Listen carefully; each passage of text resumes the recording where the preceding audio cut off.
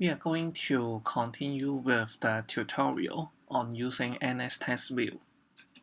Yesterday, we talked about the two commands that we can override, which is the insert tab and insert back tab.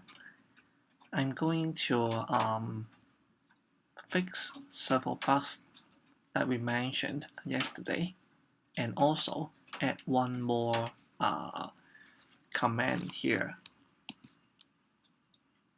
For instance, something we want to work on today. Firstly, if I have the first line and then the first checkpoint using tab, I want to fix the bug of not allowing it to create several bullet points like this. And then the other thing is that if I tap return key, it goes to another line.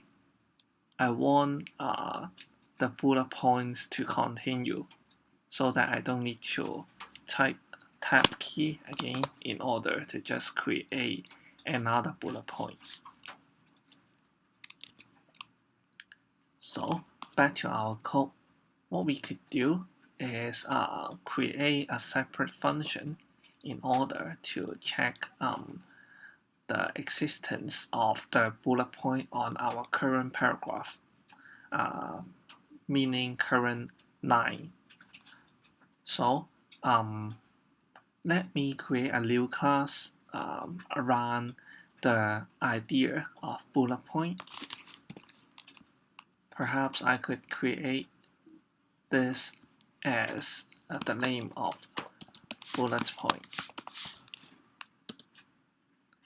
I'm creating this as a Swift file because I am thinking of using enum, which can provide most of the things we want. First, I want to create a function within here so that it allows us to check whether the current line is having the bullet point. In fact, we can create function within enum. And in this case, I'm creating a static function so that I don't need to first instantiate an object from a class. I can call this function directly with the enum here. So the enum at this point literally becomes a namespace. And let me call this as isChecklist.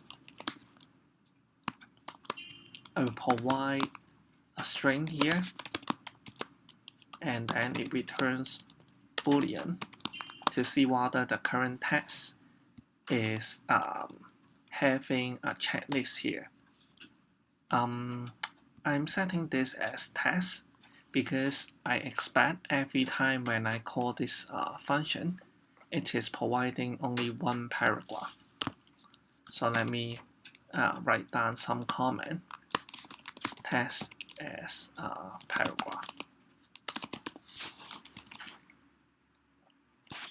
Thus, I can return a value of this text to check whether it contains the string of our bullet point. At the moment, would be hyphen and then space. We are formatting our bullet point using hyphen space.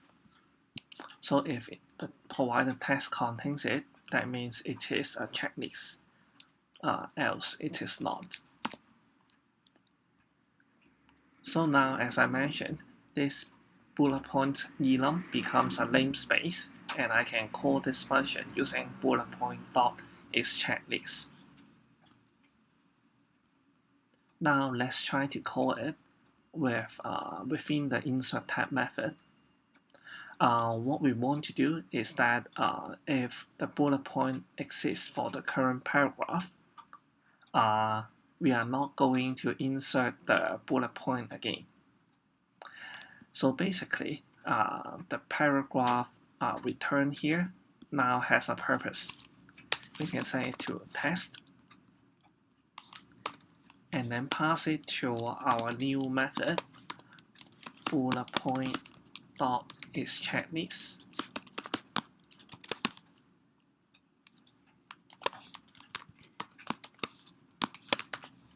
If it is not a checklist, so I'm going to add the exclamation mark here. If it is not a checklist, I'm going to insert the text to turn our current paragraph into a bullet point. Let's try and run the application.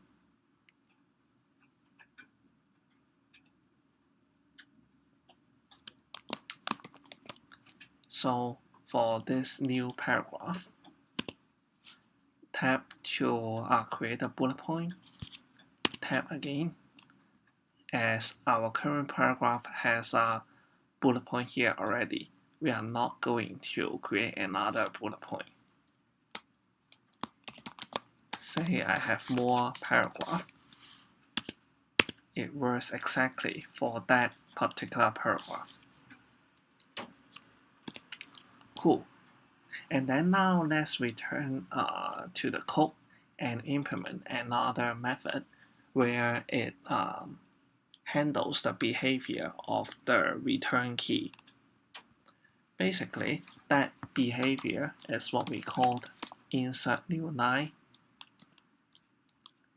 This method is called whenever we tap the return key. By default, the behavior is going to the next line. It also means it creates a new paragraph. At this point, I want to check the new paragraph to see, I should be checking the current paragraph to see whether it is a checklist. If it is, it will create a return key and then the bullet point on the new paragraph.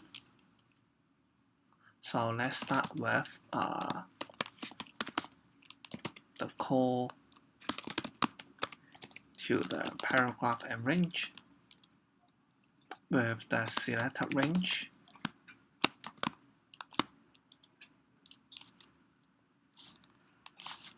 Since this may return optional value, I'm going to use if let instead. And then check with the bullet point dot is checklist and pass in text to see whether this is a checklist here.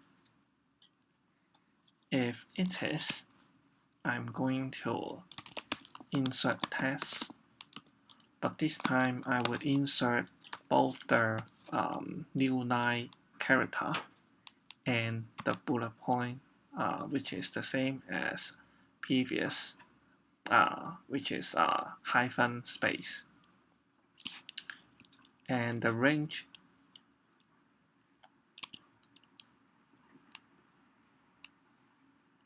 it could be just the selected range.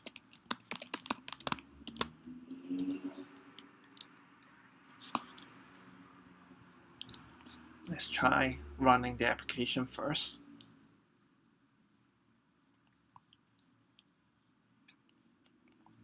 So now if I have the first character, tap to create a bullet point, and then if I enter right now, it creates a new line and then which is a new paragraph, including the bullet point there.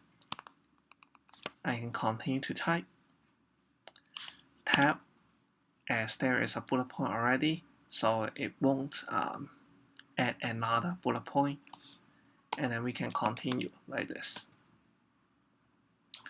What if I shift tab and delete the bullet point for the current paragraph and try to return key? It does nothing now, which is buggy. We want the original behavior to work if there is no bullet point for that paragraph. So it's a good time to call the super.insert new line method in order to continue the original behavior. We could just do it in the else part and then call super.insert new line. Apparently the range here is not used, so I can turn it to underscore and then try running the application again.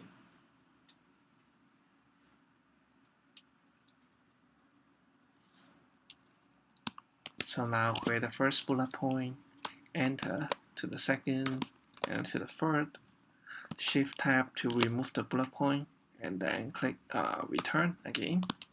It works like the original behavior. So that's how we do the continuing the bullet point and make it into more like an ordered list. Let's take a look on the other setup in the later tutorial.